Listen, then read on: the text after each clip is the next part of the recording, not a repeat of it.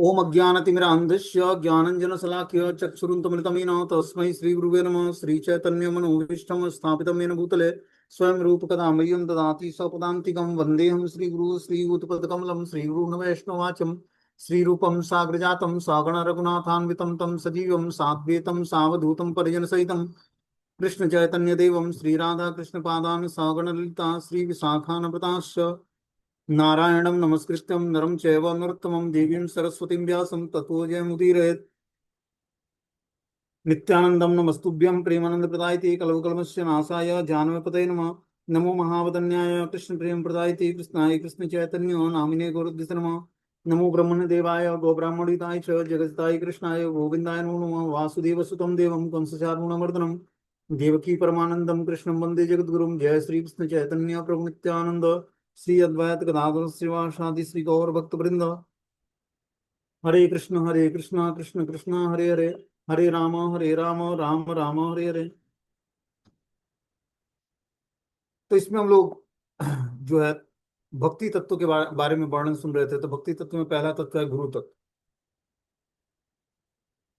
तो गुरु तत्व में हम लोग आज इस 11वां श्लोक पढ़ना है। बोलते हैं मुकम करोति वाचालम पंगुम लंघयते गिरिम यत् कृपातम हम वंदे परमानंद माधवम।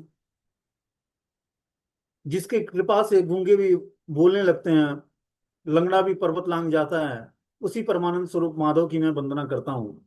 चैतन्य लीला अमृत पूरा कृष्ण लीला सु स कपूरा दुहे मिले एही स मधुर। साधु गुरु प्रसादे तहाँ एही आस्वादे से ही जाने माधुर्य प्राचुर्य। श्री चैतन्य महाप्रभु की गूढ़ लीला प्रगाढ़ अमृत के समान है और कृष्ण लीला सुंदर सुगंधित कर्पूर के समान है। ये दोनों परस्पर मिलकर और भी सुमधुर आस्वादनीय बन जाती हैं। सौभाग्यवान जीव साधु गुरु की कृपा से उसका रसास्वादन करते हैं, दूसरे नहीं। तो देखो जो भगवान श्री चैतन्य महाप्रभु की लीला है संकीर्तन लीला, ठीक है ना। और भगवान गोविंद की जो मतलब कृष्ण की जो लीलाएं हैं वो माधुरी लीलाएं हैं। चैतन्य महाप्रभु की औदारी लीला और भगवान कृष्ण की माधुरी लीला, ठीक है ना। तो कलयुग में बद्ध जीव के लिए माधुरी लीला को समझना बड़ा मुश्किल कार्य है। जो भगवान की रास लीलाएं हैं, चाहे और भी भगवान की बहुत सारी लीलाएं हैं गोपियों के साथ या अपने सहचरियों के साथ, उन लीलाओं को समझना हम बद्ध जीवों के बस का नहीं। क्योंकि उसको समझने के लिए बहुत ही आध्यात्मिक बुद्धि चाहिए। और जो हम दास सी भाव से भगवान श्री गौरांग महाप्रभु और नित्यानंद प्रभु की लीलाओं को समझेंगे, संकीर्तन लीलाओं को, तो धीरे धीरे भगवान श्री राधा कृष्ण की ऐसी हमारी शुद्धिकरण होगा उनकी कृपा से कि हम भगवान की रास लीलाओं में पार्टिसिपेशन पाने की योग्यता हासिल कर पाएंगे। कलयुग में डायरेक्टली हमें राधा कृष्ण को अप्रोच नहीं करना है, हमें गौरांग महाप्रभु की कृपा पर आश्रित होकर भगवान श्री राधा कृष्ण की उपासना करना है। क्योंकि डायरेक्टली हम भगवान को अप्रोच नहीं कर सकते हैं। गुरु और गौरांग की कृपा से ही हम राधा कृष्ण की उपासना को प्राप्त कर सकते हैं इस कलयुग में। तो गौरांग महाप्रभु की कृपा को प्राप्त करने के लिए क्या करना पड़ेगा? गौरांग महाप्रभु की कृपा को प्राप्त करने के लिए उनकी लीला कथा का अध्ययन करना पड़ेगा, सुनना पड़ेगा और हरि नाम संकीर्तन करना पड़ेगा। जब हरि नाम संकीर्तन करेंगे और उनकी लीला कथाओं को सुनेंगे, तब जाकर धीरे धीरे गौरांग महाप्रभु से हमें प्रेम होगा और हम समझ पाएंगे कि स्वयं साक्षात राधा कृष्ण के मिलित स्वरूप भगवान गौरांग महाप्रभु हैं। उनकी कृपा के लिए हम लोग प्रार्थना कर पाएंगे। तो उनकी कृपा के लिए मैं प्रार्थना कौन सी करनी है? तो गौरांग महाप्रभु की कृपा के लिए प्रार्थना हमें करनी है बहुत सारे वैष्णव भजन है। हमें सुबह उठकर जो है मॉर्निंग में जब हमारी जपा हो जाए तो कम से कम एक दो प्रार्थनाओं को गुरु पूजा के बाद पढ़नी चाहिए उनके सामने। जैसे श्री कृष्ण चैतन्य प्रभु दया कर मोरा मोरे, ये भजन गाया है भक्ति विनोद ठाकुर ने गाया है या नरोत्तम दास ठाकुर ने। तो इस ऐसे भजनों को हमें गाना चाहिए उनके सामने और रेगुलर बेसिस संध्या टाइम में या सुबह के टाइम जब भी टाइम मिले हमें। देखो, भक्ति में हम बहुत सारी सेवाएं कर लेंगे, लेकिन सेवाओं का मेन उद्देश्य क्या है? कि भगवान और गुरु को प्रसन्न करना। तो सेवा भी तीन तरह की होती है: सात्विक सेवा, राजसी सेवा, तामसिक सेवा। सात्विक सेवा करके हम बहुत जल्दी आध्यात्मिक तरीके से प्रोग्रेस कर पाएंगे। जैसे शास्त्रों को पढ़ना है, वैष्णव भजन गाने हैं, तुलसी जी की सेवा है, श्री विग्रह सेवा है, हरि नाम जपा है, उग्र सेवा में जो है मैनेजमेंट की सेवा है, और बहुत सारी सेवाओं की वैरायटी है, लेकिन किस सेवाओं में हमारा इंटरेस्ट है उन सेवाओं को हम करके शुद्धिकरण अपना करें। लेकिन जितना ही अच्छे तरीके से हम ग्लोरीफाई करेंगे भगवान को, उतना ही जल्दी हमारा शुद्धिकरण हो। जितना ही ग्लोरीफाई हम भक्तों को करेंगे, उतना ही जल्दी हमारा शुद्धिकरण हो। क्या है? तो भक्तों को ग्लोरीफाई करने के लिए हमें क्या करना पड़ेगा, पूजा। गुणों को देखना पड़ेगा। पहले तो 26 गुणों को पूजा। मैं कि भक्तों में 26 गुण कौन कौन से होते हैं। लाइट बोल। उसके बाद उसको ग्लोरीफाई करना पड़ेगा। अपने घर के न्यूज को बंद किया करो ना, माइक जब वो ऑन इस क्लास में शुरू करूंगा। बता रहे हैं, श्री चैतन्य महाप्रभु की दिव्य लीलाएं प्रगाढ़ अमृत के समान है, और कृष्ण लीला सुंदर सुगंधित कर्पूर के समान है। ये दोनों परस्पर मिलकर और भी सुमधुर आस्वादनीय बन जाती हैं। सौभाग्यवान जीव साधु गुरु की कृपा से उसका रसास्वादन करता है, दूसरे नहीं। तो साधु और गुरु की कृपा से हम भगवान श्री गौरांग महाप्रभु की लीलाओं को और राधा कृष्ण के मिलित जो स्वरूप का जो लीलाएं हैं, उस लीलाओं का हम रसास्वादन करवाते हैं। तो कैसे हम गुरु की कृपा को प्राप्त करेंगे? तो गुरु की कृपा को प्राप्त करने के लिए गुरु का भी ग्लोरिफिकेशन आवश्यक है। इस आध्यात्मिक पाथ पर हमें ग्लोरीफाई करना बहुत ही आवश्यक है। किसको किसको ग्लोरीफाई करना है? गुरु मतलब अपने गुरुदेव को, भगवान गौरांग महाप्रभु को, और भगवान की तदीय वस्तु वैष्णव को, साधुओं को, गंगा यमुना नदियों को, गायों को, ब्राह्मणों को। तो इन लोगों का जब हम ग्लोरिफिकेशन करते हैं तो हमारा और जल्दी जो है वाणी की शुद्धता आती है। ग्लोरिफिकेशन हम कैसे करेंगे? क्योंकि हमारे अंदर तो शब्द ही नहीं है, या हमारा उतना नॉलेज नहीं है कि हम ग्लोरीफाई कर पाए। तो ग्लोरीफाई करने के लिए हमें क्या करना पड़ेगा? जो प्रमाणिक आचार्यों के द्वारा जो ग्लोरिफिकेशन किया गया है, जिसे तुलसी महारानी के बहुत सारे सत्व पाठ हैं, उसको पढ़ने मात्र से बहुत सारे अपराध नष्ट हो जाते हैं। तुलसी सत्व करके एक प्रार्थना है, उसको पढ़ने से दिन भर के 32 अपराध क्षमा हो जाते हैं। बहुत ही छोटे छोटे लेकिन टेक्निकल जो है ना, क्या है कि स्तुतियां हैं, उससे बड़े बड़े पाप नष्ट हो जाते हैं। जैसे गजेंद्र मोक्ष है, व्यक्ति के अनेकों ऋण हैं, उन ऋणों से छुटकारा प्राप्त कर लेता है। जैसे सुबह उठकर वो ब्रह्म मुहूर्त में गजेंद्र मोक्ष का पाठ करता है, तो धीरे धीरे सारे ऋणों से मुक्त हो जाएगा। ऋण मतलब धन का ऋण नहीं, और भी बहुत सारे ऋण होते हैं, पितृ ऋण, देव ऋण, ऋषि ऋण, और या इस तरह के ऋण, जिसके कारण हम आध्यात्मिक जीवन में प्रोग्रेस नहीं कर पाते। तो घर में बैठे बैठे हम स्तुति पाठ करके भगवान के सामने, और निश्चित रूप से गृहस्थों को क्या करना चाहिए? अपने घर में श्री विग्रहों की सेवा करनी चाहिए। जब घर में हम श्री विग्रह की सेवा करते हैं, देखो, रेगुलर बेसिस मंदिर जाकर स्तुति पाठ करना, या उनको ड्रेसिंग करना, या उनके लिए भोग बनाना, ये सब संभव नहीं है, और रेगुलर बेसिस हमें सेवा भी नहीं मिलेगी इस तरह की।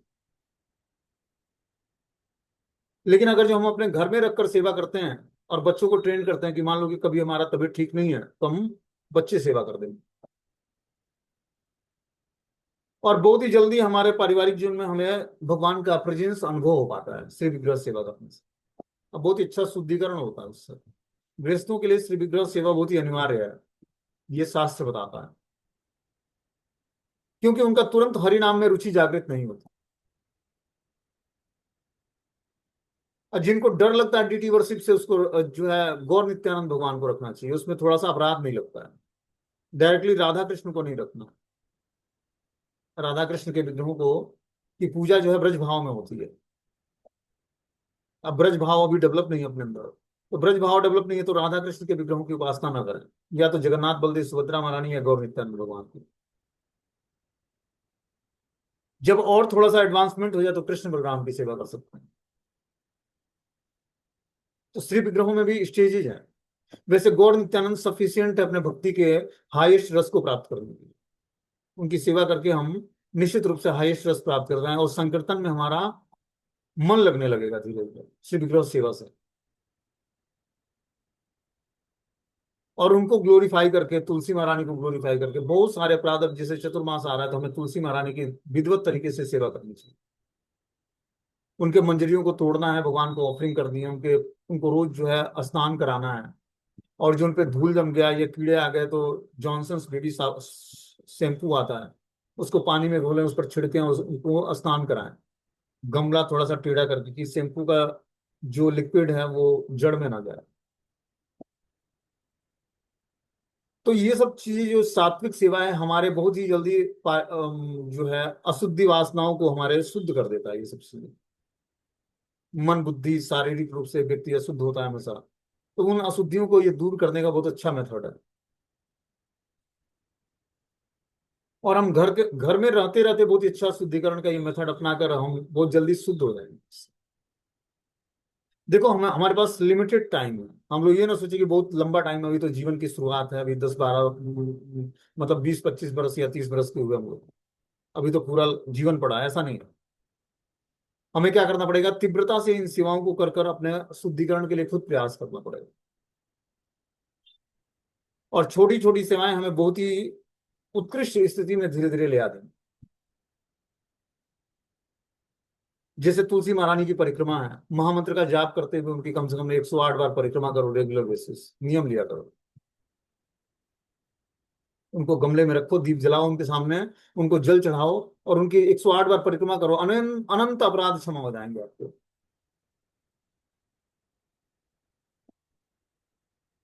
और एक एक कदम पर बहुत ही औस्पिस से शुभ फल मिलता है, आध्यात्मिक स्वीकृति मिलती है। उनको अगर जो हम परिक्रमा करते हुए नाम जप करते हैं तो बहुत जल्दी हमारा शुद्धिकरण हो जाए। अब कुछ घरों में क्या है ना कि अनफेवरेबल कंडीशन है, तो अनफेवरेबल कंडीशन में हम क्या करें कि जब हमारे पास समय मिले, ऐसा नहीं कि सुबह ही करना है, दोपहर में मिले, शाम को मिले, रात को मिले, जब मिले तभी हमें अपने भक्ति में प्रोसेस को फॉलो करना और उस व्यक्ति की तीव्रता से सेवा करनी है जो हमें कष्ट पहुंचा रहा है या आध्यात्मिक जीवन में प्रोग्रेस नहीं करने दे रहा है। आप देखोगे कुछ ही दिनों में क्या होगा, तीव्र सेवा और तीव्र भजन से कि बहुत जल्दी सब कुछ फेवरेबल हो जाए। और ऐसा बहुत सारे भक्तों के जीवन में होता है। जो व्यक्ति हमारे जीवन में समस्याएं क्रिएट करता है, हमें आध्यात्मिक जीवन में प्रोग्रेस नहीं करने देता या हमारे आध्यात्मिक जीवन में बाधाएं उत्पन्न करता है, उसके जुराब से लेकर पगड़ी तक के सारे वस्त्रों को धोया करो, जूते में पॉलिश किया करो, उसको भोजन बना के दो, थालियां साफ करो। ये सब ऋण है। जब तक इन ऋणों से व्यक्ति उऋण नहीं होगा तब तक उसका गुरु और गौरांग में प्रीति जागृत नहीं होगी, भक्ति करने के फेवरेबल चांसेस नहीं मिलेंगे। और वैष्णव सेवा से निश्चित रूप से हमारा शुद्धिकरण होता है, लेकिन जो शुद्ध भक्त है वही उसकी सेवा से हो। मैनेजरियल भक्त की सेवा करके हमारा शुद्धिकरण नहीं हो, जो मैनेजरियल दिमाग लगाता है। और वैसा भक्त खोजना मुश्किल है। तो हम क्या करें, अपने पारिवारिक जीवन में जो हमें हमारे ऋण हैं उन ऋणों से उऋण होने के लिए परिवार के सदस्यों का दृढ़ता से सेवा, और साथ में भगवान और भगवान की तदीय वस्तु की सेवा, और अपनी माला की क्वांटिटी और क्वालिटी को अच्छे बढ़ाते हुए और भगवत नाम का जप करें। आप देखोगे कि कुछ ही दिनों में जो है सुबह शाम कम से कम, संध्या ढलते समय 1 घंटा और सुबह के टाइम 2 घंटे, 3 घंटे कम से कम 25 माला तो रेगुलर बेसिस में करनी चाहिए। और जय राधे जय कृष्णा जय वृंदावन ये भजन गाना चाहिए संध्या टाइम।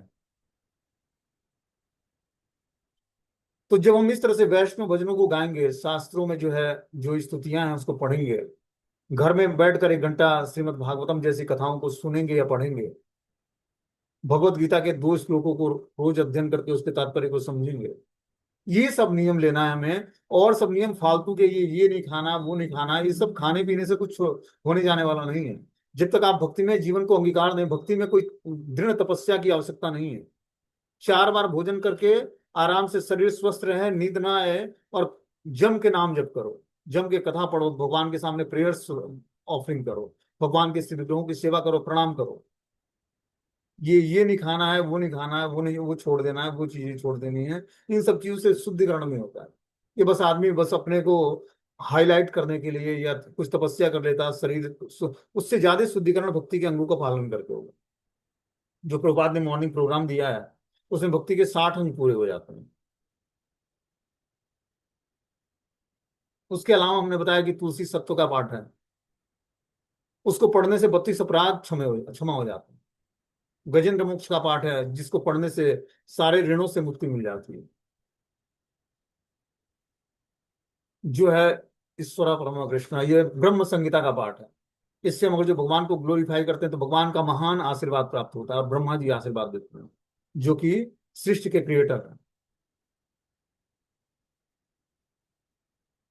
तो जो महाजनों की प्रार्थना है, उस प्रार्थनाओं को पढ़कर हम भगवान को प्रसन्न और भी अच्छे तरीके से कर सकते हैं, और महाजन भी प्रसन्न होंगे जो हमें आशीर्वाद देंगे। फिर उसके बाद जब महाजनों के प्रेयर्स हम पढ़ते पढ़ते जब हमारा शुद्धिकरण हो जाए, तब अपने 6 गोस्वामी और सप्तम गोस्वामी हैं भक्ति विनोद ठाकुर जी। उन्होंने बहुत सारे श्रीमद् भागवतम को भजनों के माध्यम से प्रस्तुत कर दिया कि आप गाकर श्रीमद् भागवतम के रहस्य को समझ सकते हो उसको। इतने ऐसे आचार्य थे वो। ये तो पूरी धाम के जिला अधिकारी थे, और पारिवारिक जीवन में रहते रहते उन्होंने आध्यात्मिकता के हाईएस्ट शिखर पर अपने को स्थापित किया हुआ। ये स्थिति थी उनकी। श्रीमद् भागवतम के सारे गुह्य रहस्यों को उन्होंने जो है वैष्णव भजनों के माध्यम से प्रकाशित कर दिया, और सारे अनर्थों को भगवान के सामने कैसे प्रस्तुत करना है इसको भी बहुत ही अच्छे तरीके से समझाया उसमें। तो हमें वैष्णव भजन की बुक्स खरीदनी चाहिए, उसमें से वैष्णव भजन के अर्थ को समझना चाहिए। जो अनर्थ अपने सामने है, अपने मन बुद्धि अहंकार और आत्मा में या शरीर में है, उस प्रार्थनाओं को भगवान के सामने उस वैष्णव भजनों के माध्यम से प्रस्तुत करना चाहिए, क्योंकि हम अपने अनर्थों को भी भगवान के सामने प्रस्तुत नहीं कर पाते हैं। और इन चीजों का रियलाइजेशन तभी हुआ कि हमारे अंदर कौन से अनर्थ हैं, जब हम तीव्रता से भगवान के भजन में जुड़ेंगे तब पता लगेगा कि हमारे शरीर में काम है, क्रोध है, लोभ है, मद मात्सर्य ईर्ष्या द्वेष है। इन सब चीजों को जानना पड़ेगा कि हम कभी किसी से ईर्ष्या कर बैठते हैं, किसी पर क्रोध कर बैठते हैं, जो घर में हमें आध्यात्मिक चीजों में, आध्यात्मिक प्रोग्रेस में रोकता है, उस पर हम क्रोधित हो जाते हैं। क्रोधित नहीं होना है, क्या करना है, उसकी सेवा भी करनी है। हाँ, थोड़ा सा आध्यात्मिक कार्य करते हुए वो और जो बाधा उत्पन्न करे तो थोड़ा सा क्रोध दिखा सकते हैं, लेकिन उसकी तीव्रता से आप वो जो सेवा कर दोगे और तीव्रता से भगवान का भजन, तो धीरे धीरे कुछ ही दिनों में फेवरेबल हो जाएगा। जहां ऋण उसका समाप्त हुआ, तहां वो व्यक्ति शांत हो जाएगा। समझ रहे बात को? क्योंकि कृष्ण नाम बहुत ही पावरफुल है अपने आप में, और सेवा भी बहुत ही पावरफुल है। जिस व्यक्ति की सेवा करोगे और भगवान का भजन करोगे, बहुत जल्दी उन ऋणों से मुक्त हो जाएगा, और तब जाकर जीवन में शांति और सुख आएगा, और हम अच्छे तरीके से भक्ति कर पाएंगे। क्योंकि ये ऑप्टिकल्स जो हमारे आध्यात्मिक जीवन में है, ये हमारे कर्मों के कारण है, और इसको समाप्त करने के लिए हमें क्या करना पड़ेगा, उनकी सेवा करनी पड़ेगी। बोलते हैं कि श्रवणयापि बहुभ्रियो न लभ्यम, श्रुमतो अपि बहो यन विदुम, आश्चर्यो अस्य वक्ता कुशलो अस्य लब्धा, आश्चर्यो ज्ञाता कुशला अनुशिष्टम। इस आत्मा के संबंध में श्रवण करने का सौभाग्य बहुत ही कम लोगों को प्राप्त होता है। श्रवण करने वाले उनमें से अधिकांश इसका अनुभव नहीं कर पाते, क्योंकि उस आत्मा का तत्वविद उपदेष्टा जगत में अत्यंत दुर्लभ है। यदि उपदेष्टा मिल भी जाए तो योग्य श्रोता अत्यंत दुर्लभ होता है। क्या बता रहे हैं कि इस आत्मा के संबंध में श्रवण करने का सौभाग्य बहुत ही कम लोगों को प्राप्त होता है। कोई शारीरिक लेवल से उठकर और आत्मा के अस्तित्व को समझ ही नहीं पाता है कि आत्मा नाम की भी कोई वस्तु है, जिसके कारण जो है ये इतना बड़ा शरीर एक्टिव है, और भगवान का अंश मात्र है वो, और जिसके कारण हम लोग जो है श्वास लेते हैं, चल फिर सकते हैं, समझ सकते हैं, रियलाइज कर सकते हैं। इन सब चीजों का जो आत्मा के शरीर में रहने मात्र से ये सारी एक्टिविटी होती है, लेकिन इसको रियलाइज हर व्यक्ति नहीं कर पाता। इसको रियलाइज करने के लिए उसको भगवत गीता के दूसरे अध्याय का अध्ययन करना पड़ेगा, जिसमें भगवान ने शरीर और आत्मा के ज्ञान को बताया है। शरीर क्या है, आत्मा क्या है, शरीर के धर्म क्या है, और आत्मा के क्या धर्म है। ये आध्यात्मिक ज्ञान यहीं से शुरू होता है, और जो है कपिल देव भगवान अपनी माता देवहूति को जो है ये ज्ञान प्रदान करते हैं, सांख्य योग का। और देवहूति माता पूर्ण रूपेण जो है अपने को आध्यात्मिक स्तर पर स्थिर कर पाती है, आत्मा के स्तर पर, और फिर कपिल देव भगवान के भक्ति के दिए हुए आदेश का पालन करके जीवन के अंत में भगवान के धाम चली जाती है। तो श्रीमद् भागवतम में भगवान कपिल देव की शिक्षाओं को और उनके द्वारा दिए हुए लेसन्स को हमें पढ़ना चाहिए, खासकर माताओं को पढ़ना चाहिए। क्योंकि उनकी माता, जब उनके पति जो है संन्यास ले लेते हैं, तो अपने बड़े बेटे कपिल देव भगवान के अंडर गाइडेंस में रहकर वो भक्ति करती हैं, और जीवन के अंत में भगवान कपिल देव भी उनको त्याग करके और जंगल में निकल जाते हैं। तो माता विभूति अकेले बसती हैं और वो भक्ति पर आश्रित, भक्ति के सिद्धांतों पर आश्रित होकर अपना जीवन काटते हैं। हर एक व्यक्ति को जीवन के अंत में भगवान पर ही आश्रित होना पड़ेगा, चाहे वो स्त्री हो या पुरुष हो। जितना जल्दी इस बात को समझकर और आश्रय भगवान का ले लेगा, उतना ही जल्दी इस भौतिक संसार में व्यक्ति निडर बन जाएगा। क्योंकि आप स्त्री हो या पुरुष, जाना यात्रा तो अकेले ही करनी है आपको। समझ रहे बात को? आज भले हम यात्रा दो चार लोगों के साथ करते हैं, लेकिन अंतिम यात्रा अकेले ही करनी है सबको। तो इसके लिए भगवान ही अभय प्रदान करते हैं। भगवान ये नहीं देखते कि ये स्त्री है या पुरुष है, भगवान ये देखते हैं ये जीवात्मा है, उत्सुक है हमारी भक्ति करने के लिए, और उस पर कृपा कर देते हैं। तो हमें क्या करना पड़ेगा? अंतिम यात्रा की तैयारी है, पूरा जीवन जो है यात्रा की तैयारी है। समझ रहे बात को? तो उस अंतिम यात्रा के लिए हमें तैयारी क्या करनी है कि मन बुद्धि को एकाग्र करना है, और पारिवारिक जीवन के झंझटों से धीरे धीरे डिटैच होना है। ये डिटैचमेंट तभी होगा जब हम पूरे परिवार के सदस्यों को या तो भक्ति में लगा दें, या इंटरनल उनसे हम अपना रिलेशनशिप समाप्त कर लें और एक्सटर्नल सबकी सेवा करते रहें। तब जाकर हम धीरे धीरे पारिवारिक बंधनों से छूट पाएंगे और अपने कर्म, क्योंकि जब तक आपका हृदय से हृदय की ग्रंथि जुड़ी रहेगी, आपका भक्ति आपके ऊपर सूट नहीं करेगा, पूर्ण फल नहीं देगा, आपको आध्यात्मिक जीवन में प्रोग्रेस नहीं दिलाएगा। कितना भी नाम जप कर लोगे, कितना भी आध्यात्मिक सत्संग सुन लोगे, लेकिन जब तक हृदय से हृदय की ग्रंथि परिवार के सदस्यों से जुड़ी हुई है, तब तक जो है आध्यात्मिक प्रोग्रेस नहीं होगा। और इसी संबंध को क्या करना है? छिन्न भिन्न करना है। ये भिन्न तभी होगा जब हम श्रीमद् भागवतम की कथाओं को पढ़ेंगे और सुनेंगे, और महाजनों के द्वारा की हुई प्रार्थनाओं को भगवान के सामने प्रस्तुत करेंगे। तब क्या होगा? हृदय की ग्रंथियां कटेंगी। जो हमारा पति से, पत्नी से, बच्चों से जो गुण, जो हमारा संबंध जुड़ा हुआ है इंटरनल, उसी संबंध को काट कर भगवान से जोड़ना। और यही भक्ति है, यही अध्यात्म है, कि अपने इंटरनल संबंध को भगवान से जागृत कर दें और एक्सटर्नल सबकी सेवा करें। और ऐसी स्थिति प्राप्त करने के लिए क्या करना पड़ेगा? हमें प्रयास करना पड़ेगा, बिना प्रयास के नहीं होगा। क्योंकि बिना भगवान से संबंध जागृत किए हुए हम अध्यात्म को नहीं समझ सकते, भगवान को नहीं समझ सकते। बता रहे हैं यहाँ पर कि जो है, इस आत्मा के संबंध को श्रवण करने का सौभाग्य बहुत ही कम लोगों को प्राप्त होता है। श्रवण करने वालों में से अधिकांश इसका अनुभव नहीं कर पाते, क्योंकि वह उस आत्मा का तत्ववित्त उपदेष्टा जगत में अत्यंत दुर्लभ है।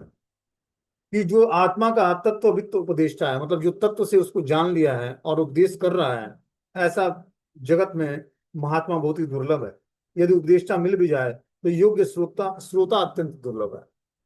और जो उपदेश देने वाला मिल भी जाता है कि आत्मा के स्तर को बताता है, या आत्मा की स्थिति को बताता है, या आत्मा का वास्तविक कार्य क्या है उसको बताता है, लेकिन उस, और जो योग्य उपदेष्टा मिल भी जाए, लेकिन श्रोता अत्यंत दुर्लभ है उसका, जो सुनकर अपने जीवन में उस आत्मा के स्तर को जान पाए।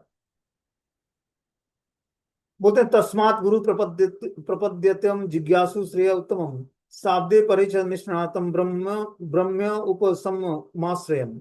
उत्तम श्रेय कल्याण को जानने के लिए जिज्ञासु साधकों को सदगुरु का चरणाश्रय ग्रहण करना चाहिए, जो शब्द ब्रह्म अर्थात श्रुति शास्त्र सिद्धांत में सुनिपुण हो, परम ब्रह्म में निष्णात अर्थात जो अधोक्षज अनुभूति प्राप्त कर चुके हैं, एवं जो प्राकृत किसी भी दुख के वशीभूत नहीं है, वे ही सदगुरु कहलाते हैं। तो बता रहे हैं उत्तम श्रेय कल्याण को जानने के लिए जिज्ञासी साधकों को सदगुरु के चरण कमलों का आश्रय ग्रहण करना चाहिए।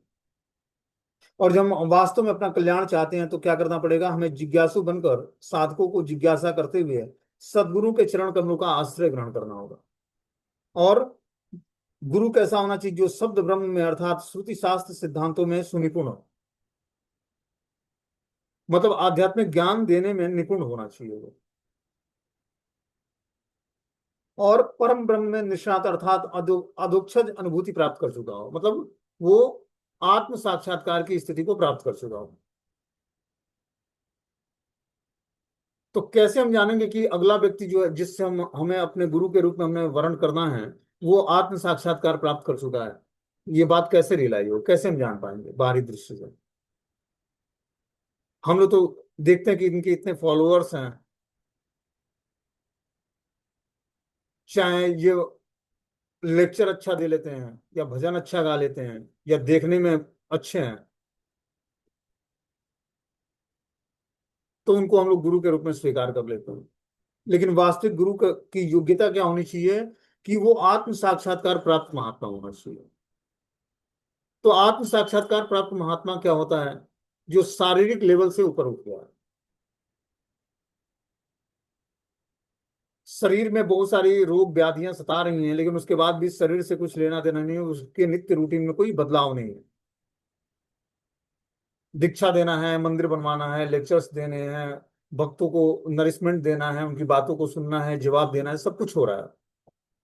शरीर अचलस्त अवस्था में है, लेकिन एक्टिविटी सारी स्पिरिचुअल है।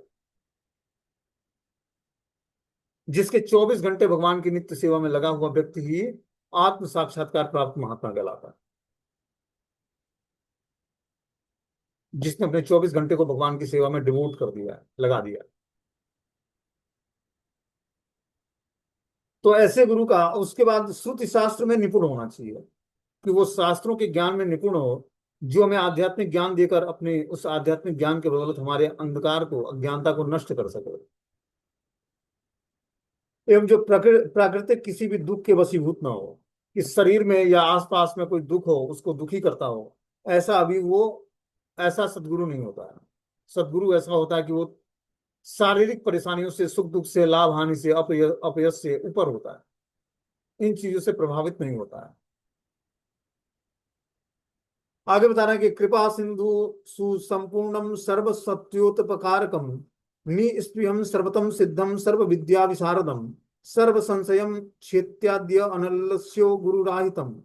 अपार कृपा में स्वसंपूर्ण, अर्थात जो स्व स्वरूप में प्रतिष्ठित है, जिसको कोई अभाव नहीं है, स्व गुण विशिष्ट, सभी जीवों के हित साधन में रत है, निष्काम और सब प्रकार से सिद्ध है, सर्व विद्या अर्थात ब्रह्म विद्या अर्थात भक्ति सिद्धांत में निपुण है, शिष्य के समस्त संशय छेदन में समर्थ है, आलस्य रहित है, सतत हरि सेवा निष्ठ पुरुष ही गुरु कहलाने के योग्य है। देखो, ये वास्तविक गुरु की परिभाषा है। क्या बता रहे हैं? अपार कृपा में, कि उसके अंदर वो कृपा का सागर है। और क्या है? सुसंपूर्ण, अर्थात जो स्व स्वरूप में प्रतिष्ठित है, वो अपने स्वरूप में प्रतिष्ठित है कि मैं नित्य ही भगवान कृष्ण का दास हूं। मतलब वो 24 घंटे भगवान की सेवा में एंगेज होना चाहिए। और सर्व गुण विशिष्ट, उसमें कुछ दिव्य विशिष्ट गुण होने चाहिए जो भगवान में होते हैं। और सभी जीवों के हित साधन में रत, वो अजात शत्रु होता है, सभी जीवों का हित साधता है, चाहे उसके प्रति कोई द्वेष भाव रखे, चाहे उससे कोई द्वेषी है या जलन स्वभाव का है, उससे वो द्वेष रखता है या उससे चिढ़ता है, उसके बाद भी वो उसको शुभ दृष्टि से देखता है। निष्काम, उसके अंदर कोई कामना नहीं होनी चाहिए, भौतिक इच्छाएं नहीं होनी चाहिए, सब प्रकार से सिद्ध होना चाहिए। सब प्रकार से सिद्ध होने का क्या मतलब है? कि भक्ति में बढ़ा चढ़ा होना चाहिए। सब प्रकार से सिद्धि का मतलब है कि उसके 24 घंटे वो अपने भगवान की सेवा में अपने मति को एंगेज करना ही सर्व सिद्धि का लक्षण है। सिद्धि मतलब चमत्कार नहीं। सिद्धि मतलब हर चीजों में सिद्धि, मतलब अपनी 5 ज्ञानेंद्रियों को दिव्य स्तर पर उसने स्थिर कर रखा है। ये 5 ज्ञानेंद्रियां जब दिव्य स्तर पर स्थिर हो जाती हैं तो ऑटोमेटिक व्यक्ति सिद्ध हो जाता है। सिद्ध होने के लिए और कोई आवश्यकता नहीं है, बस आप 5 ज्ञानेंद्रियों को शुद्ध कर दो, ये समस्त सिद्धियां प्रदान कर देंगी। ये 5 ज्ञानेंद्रियां ऐसी हैं कि यही भौतिक विषयों को कैच करती हैं, और यही आध्यात्मिक साउंड वाइब्रेशंस को कैच कर लेती हैं, आध्यात्मिक विषयों को कैच कर लेते हैं। तो इसी को हमें क्या करना है? 5 ज्ञानेंद्रियों को ही शुद्ध करना है, बहुत नाम और भगवान के नाम रूप गुण लीलाओं का चिंतन करके। और ब्रह्म विद्या में निपुण, भक्ति सिद्धांत में निपुण होता है, शिष्य के समस्त संशयों का छेदन करने में समर्थ होता है, कि शिष्य को जो भी संशय है उसका छेदन कर देता है, और आलस्य रहित होता है, और हरि सेवा निष्ठ पुरुष ही गुरु कहलाने योग्य है। उसकी हरि सेवा में, मतलब भगवान की सेवा में एक निष्ठ होता है, उसकी निष्ठा जागृत हो चुकी होती है, तभी तो वो 24 घंटे अपने को भगवान की सेवा में लगाता है। ऐसा व्यक्ति गुरु कहलाने योग्य है। आगे जो है, जगत गुरु कौन होता है? कि वो पूरे विश्व को कैसे शिष्य बना सकता है, उसके अंदर क्या लक्षण होते हैं। बोलते हैं वाचो वेगम मनसा क्रोध वेगम जीवा वेगम उदर उपस्थ वेगम एतान वेगान योगी सहित धीरम सर्वाप इमाम पृथ्वी च शिष्यात्। वाणी मन क्रोध जीवा उदर और जनेंद्रियों के वेग, इन 6 वेगों को जो व्यक्ति सहन करने में समर्थ है, वे समस्त पृथ्वी का शासन कर सकता है, और वे ही खड वेग विजयी व्यक्ति गोस्वामी कहलाता है। जैसे हम लोग देखते हैं टाइटल लगता है स्वामी या गोस्वामी, सन्यासी, सन्यास आश्रम में स्थित व्यक्ति के आगे। तो ऐसा वेग वाणी के वेग को, मन के वेग को, क्रोध के वेग को, जीवा के वेग को, उदर और उपस्थ के वेग को, जनेंद्रियों के वेग को कंट्रोलित करके रखता है। अब ऐसा नहीं कि उसको क्रोध नहीं आता है, ऐसा नहीं है कि वो जीवा के उसमें वो स्वाद लेने का इच्छा जागृत नहीं होता है, ऐसा नहीं कि जनेंद्रियों के वेग एकदम कंट्रोल, क्या है उसको कंट्रोलित करने का उसको अभ्यस्त हो गया वो। उसमें वेग आएगा लेकिन वो क्या करेगा, कंट्रोलित कर लेगा। ऐसा व्यक्ति गोस्वामी कहलाता है। मतलब उतावला नहीं हो जाना है। जैसे मान लो कि वाणी का वेग है, वाणी का वेग मतलब बोलने के लिए जो है उत्प्रेरित होता है व्यक्ति। कोई व्यक्ति अगर जो कुछ बोल देता है तो तुरंत उलट के उसको जवाब देना, मतलब आपका वाणी का वेग अभी कंट्रोल नहीं। और जब तक व्यक्ति गोस्वामी के लेवल पर नहीं ऊपर उठेगा तब तक वो भगवान की भक्ति को धारण नहीं कर पाएगा, ये योग्यता ही नहीं आएगी उसके अंदर।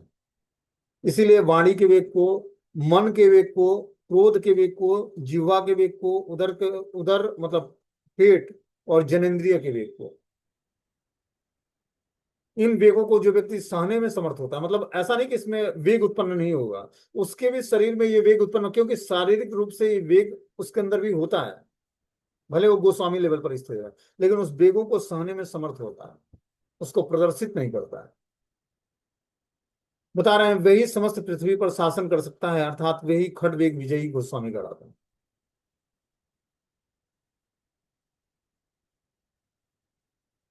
तो देखो कभी कभी क्या होता है हमारे जीवन में, ऐसे सिचुएशंस आते हैं कि कोई व्यक्ति हमें उद्वेलित करना चाहता है, क्रोध दिलाना चाहता है जानबूझ के। तो उस केस में हमें क्रोध भी प्रदर्शित करना है, लेकिन क्रोध ऐसा होना चाहिए कि अगले क्षण ही हम एकदम नॉर्मल हो जाए। जहां हमें क्रोध प्रदर्शित करना है, क्रोध भी करना है। जहां भक्तों का तिरस्कार हो रहा हो, चाहे आध्यात्मिक जीवन में रुकावट आ रही है, वहां क्रोध का भी प्रदर्शन करना पड़ता है, लेकिन अगले ही क्षण हमें नॉर्मल भी हो जाना है। तब जाकर हम जो है क्रोध पर, इस 6 वेगों पर हम विजय प्राप्त कर पाएंगे, और वही व्यक्ति जो है गोस्वामी स्तर पर स्थिर होता है। बोलते हैं खड कर्म निपुणो विप्रो मंत्र तंत्र विशारदम अवैष्णव गुरुनम सयात वैष्णवो सपचो गुरु। यजन याजन अध्ययन अध्यापन दान और प्रतिग्रह, इन खड कर्मों में निपुण और मंत्र तंत्र विशारद ब्राह्मण ही अवैष्णव होने पर भी गुरु नहीं हो सकता है। किंतु चांडाल कुल में जन्म ग्रहण करने पर भी यदि कोई विष्णु भक्ति परायण हो तो वह गुरु होने के योग्य है। कि 6 गुणों से संपन्न ब्राह्मण जो 6 कर्मों में निपुण है और मंत्र तंत्र का विशारद है, वो ब्राह्मण भी अवैष्णव होने पर गुरु नहीं होगा, क्योंकि जो भगवान का भक्त नहीं है तो गुरु कहलाने योग्य नहीं है।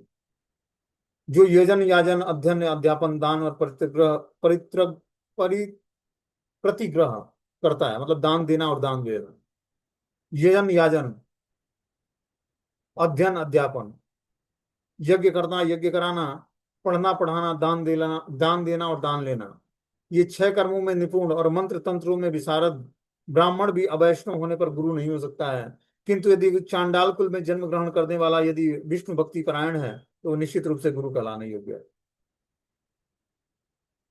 बोलते हैं विप्र क्षत्रिय वैश्याश्च गुरुवः शूद्र जन्म नाम शूद्राश्च गुरु वस्तेषाम त्रयाणाम भगवत प्रिया। शूद्र कुल में उत्पन्न व्यक्ति अपने से उन्नत विप्र क्षत्रिय और वैश्य जाति के किसी योग्य व्यक्ति को गुरु के रूप में ग्रहण कर सकता है, यही साधारण विधि है। कि बता रहे हैं कि शूद्र कुल में उत्पन्न व्यक्ति अपने से उन्नत विप्र क्षत्रिय और वैश्य जाति के किसी योग्य व्यक्ति को गुरु के रूप में ग्रहण कर सकता है, यही साधारण विधि है। किंतु भगवत प्रिय अर्थात वैष्णव गण शूद्र कुल में उत्पन्न होने पर भी उक्त तीनों वर्णों अर्थात ब्राह्मण क्षत्रिय और वैश्य कुलोद्भूत व्यक्तियों को भी गुरु श्री गुरुदेव हो सकते हैं। कि शूद्र कुल में उत्पन्न व्यक्ति भी और जो भगवत प्राण है, भगवान के शरणागत है, वैष्णव है, तो ब्राह्मण क्षत्रिय और वैश्य कुलों में उत्पन्न व्यक्तियों को भी शिष्य बना सकता है। और ब्राह्मण, क्षत्रिय और वैश्य कुल में उत्पन्न व्यक्ति भी उस शूद्र कुल में उत्पन्न व्यक्ति और जो वो वैष्णव है तो उसको अपना गुरु के रूप में उसको स्वीकार कर सकता है। ये है वैष्णव सिद्धांत।